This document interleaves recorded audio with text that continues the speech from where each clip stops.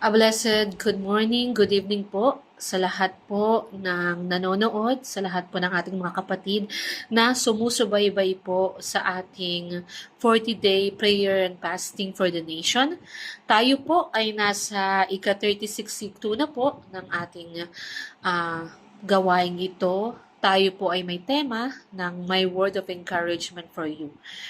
Ako po ulit si Sister Camille ng CLF Malabon at ako po ay nagagalak na muli po tayong magkasama-sama upang pag-aralan po ang mga salita ng Lord. Tayo po muna ay magdasal bago po tayo magsimula. Lord, we praise you, Jesus. We bless your name, Panginoon. Maraming salamat po, Panginoon, sa araw na ito na ibinigay niyo po, Lord.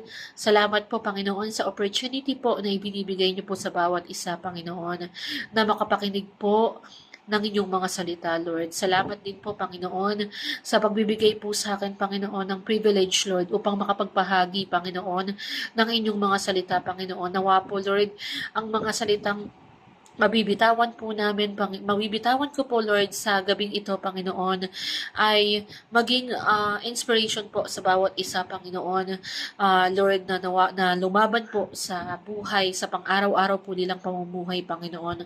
Lord, nawa po'y gamitin niyo po ako, Panginoon, upang maka-inspire po ako ng ibang tao, Panginoon, at ang mga salita mo'y maibahagi pa po, Panginoon, sa ibang tao, Lord. Maraming salamat po, Panginoon. Give me wisdom, Lord. Give me knowledge, Panginoon. Ikaw lamang po ang makita, Panginoon, sa gawain ito, Lord. I-bless niyo po ang bawat isa, Panginoon, and i-bless niyo po ang lahat po, Panginoon, ng sumusubaybay sa gawain ito. Maraming salamat po sa inyong kabutihan, Panginoon. Ikaw lamang po ang maitaas at makita, Panginoon, Lord. We praise you, O Lord Jesus. Sumasampalataya po kami, Panginoon, na itong gawain na ito, Panginoon, ay magagamit niyo po, Panginoon, upang makaharvest pa po, makahikayat pa po kami, Panginoon, ng mga tao, ng mga kapatid po namin na hindi pa po nakakakilala sa inyo. Maraming salamat po. We praise you, Lord. We bless you. In Jesus' name, Amen. Ang ating pong tema ay My Word of Encouragement for You. So, sobrang dami pong verse sa Bible po na maibabahagi po ng bawat isa para po maka-encourage po sa ating sa inyo pong sa ating pong mga kapatid, sa inyo po, sa lahat po ng nakikinig. Ang encouragement po ibig sabihin as magkaroon po ng lakas, magkaroon po ng trust sa Lord, ng faith sa Panginoon, na kahit anuman pong pinagdadaanan po ng bawat isa ay ma-overcome po nila ito. So, like what I've said po sa Bible, sobrang dami po ng pangako ng Panginoon na pwede po nating panghawakan sa pang-araw-araw po. Meron po akong ibibigay na verse na sobra po talagang pinanghawakan ko itong pangakong ito ng Panginoon sa akin. Ito po ay nasa Isaiah chapter 46, verse 4. Even to your old age and gray hairs, I am He. I have made you, and I will carry you. I will sustain you, and I will rescue you. So, ito pong word ng Lord na ito, sobra po talaga na naiyak po ako nung nabasa ko po ito. Kasi po talagang ang Lord, hindi po tayo pababayaan sa lahat po ng ating pinagdaraanan. So sabi niya po dito, no, even to your old age and gray hairs. So kahit matanda ka na at puti na yung mga buhok, hindi ka iiwan ng Panginoon. So ang una niyang pangako sa verse na ito is, I have made you. I have made you. So, ito po ay pinagbasehan ko rin po na verse sa Bible is, sa salitang I have made you is Psalms chapter 139 verse 14. So ito pong verse na ito is encouragement for those who are victims of bullying. So I can say that yung mga nakakaranas po ng bullying po sa school, sa office, at kahit saan pa man po. Ito pong salita ng Lord na ito ay panghawakan niyo po, mga kapatid. So, sabi po dito no, sa Psalms 139:14, I praise you, for I am fearfully and wonderfully made. Wonderful are your works. My soul knows it very well. So tayo po, nilalang po tayo ng Panginoon uniquely. We are, unique po tayong dinesign ng Panginoon. Tayo po ay hindi pare-pareho, iba-iba po tayo. So, kung nagkakaranas po kayo ng bullying dahil hindi po matangos ang ilong nyo, na maitim po kayo, or hindi ka po magaling sa ganito, ito po ang encouragement ko sa inyo, na huwag po kayong panghinaan ng loob, mga kapatid, kasi you are fearfully and wonderfully made by God. So, ikaw po ay nilikha ng Panginoon na may takot at kamangha-mangha. Ikaw ay unique na nilikha ng Lord. Meron sa iyong kakaiba. Bawat tao ay may angking kanya-kanyang ganda, talento, at lahat tayo ay nilikha ng Panginoon na ayon sa wangis niya. So, walang taong pangit, walang taong, kung nakakaranas po kayo ng bullying na wala po kayong ganitong talento, wala pong taong walang talento. Kasi lahat po tayo binigyan ng Panginoon ng skills at nasa atin lang po kung paano natin ito pagyayamanin. So, doon naman po sa I will carry you. Sabi po sa Isaiah 46:4. Ito naman po yung mabibigay kong word of encouragement po na based din po sa Bible, based po sa I will carry you. So, sabi po sa Isaiah chapter 46 verse 6. So, this is encouragement for those person or for those mga kapatid po natin na nakakaramdam po ng kalungkutan at kahinaan. Sabi po ng Diyos, I will carry you. So, sabi po, Isaiah 46:6, when we feel like we have no strength in us, God becomes our strength and carries us through. Amen, amen. Napakasarap po pakinggan na kung ikaw po ay nawawalan po ng kalakasan, ikaw po ay nangihina, ang Diyos po ang magbibigay sa inyo po ng lakas at He will carry you. Ibig sabihin, parang bubuhatin ka niya o dadalhin ka niya ano man ang kinakaharap mong problema ngayon. So kapatid, wag po tayong mawawala ng pag-asa kasi ang Lord nandyan po. He will carry you, kapatid. Yan po ang kanyang pangako. Sinulat niya po sa Biblia na yan po ang inyong pangako. Na kung nakakaramdam po kayo ng kahinaan, tumawag lang po tayo sa Panginoon. At for sure po, yung kahinaan na yan ay mapapalitan ng positivity. And sabi niyo pa po, dun sa Bible verse po na pinagbasehan ko po ng word of encouragement, is sabi niya po is, I will sustain you. So, sabi po sa Psalms 55 verse 22, so ito naman po ay words of encouragement sa mga kumakaharap sa mga problema. Sabi niya po sa salita niya, cast your cares on the Lord and He will sustain you, and He will never let the righteous to be shaken.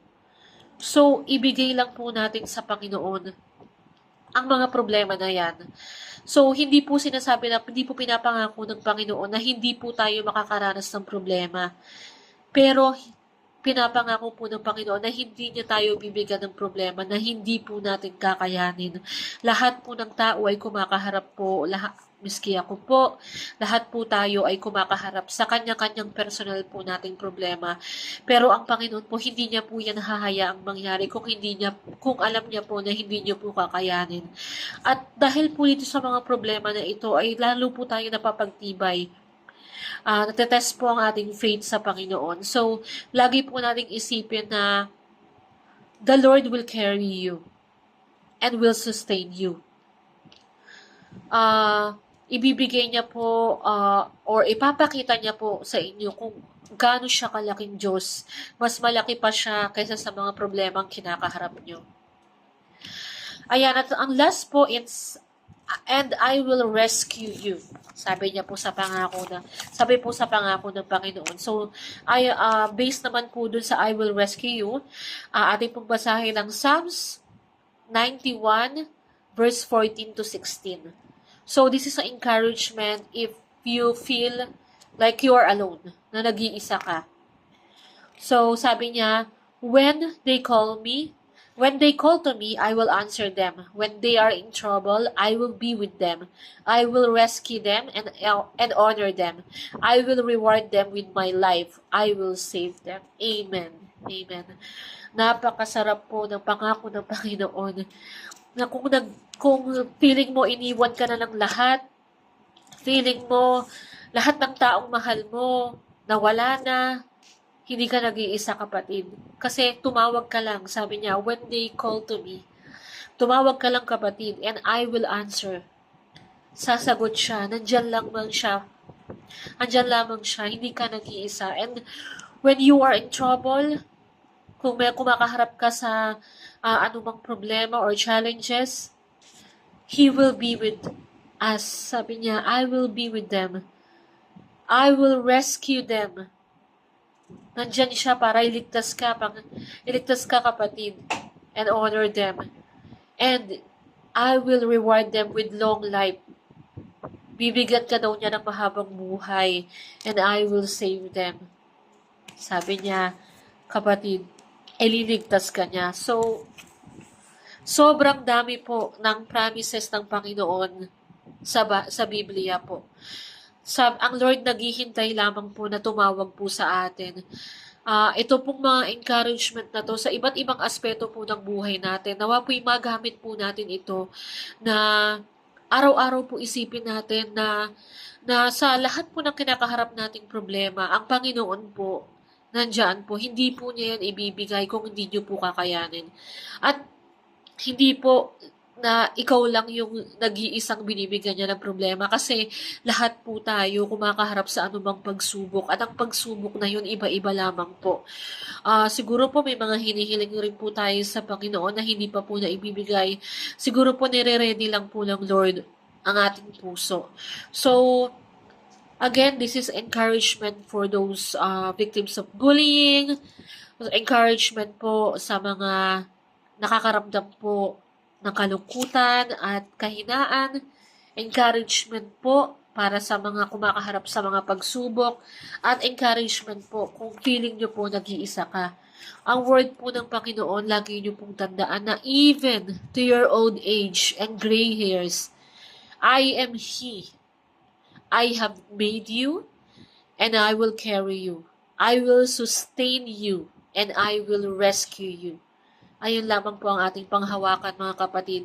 At for sure po, magiging tama po at magiging positive po ang buhay natin. Huwag po tayong bumitaw sa Panginoon. Lahat po ng mga kinakaharap niyong problema ay meron pong liwanag or light po sa mga susunod na araw. Hindi po laging pagsubok ang ibinibigay ng Panginoon. Magkakaroon din po tayo ng kaginhawahan. Pag nasa Lord po tayo, hindi po tayo makakaramdam na nag-iisa po tayo. Pag nasa Lord po tayo, hindi po natin mararamdaman na binubuli po tayo, nakakaiba tayo. Kasi alam natin sa sarili natin na mahal po tayo ng Panginoon. Yun lamang po, nawa po'y nakapulot po tayo ng aral po at magamit po ito natin sa pang-araw-araw po nating pamumuhay. Jesus loves us. Jesus loves you, kapatid. Tayo po ulit ay magdasal. Lord, maraming salamat po, Panginoon, sa araw na ito, Panginoon, sa mga salita mo na naihayag, Panginoon. Tunay nga po, Lord, na ang mga pangako mo ay napakaganda, Panginoon. Ito po'y aming panghahawakan, Lord, sa araw-araw po. Ano man po ang aming ikakaharapin, Panginoon, ay alam po namin, Panginoon, nakasama ka po namin, Panginoon. Maraming salamat po, Panginoon, sa mga nakakapakinig po sa gawaing ito, Panginoon. Nawa po'y itouch niyo po ang heart nila, Panginoon.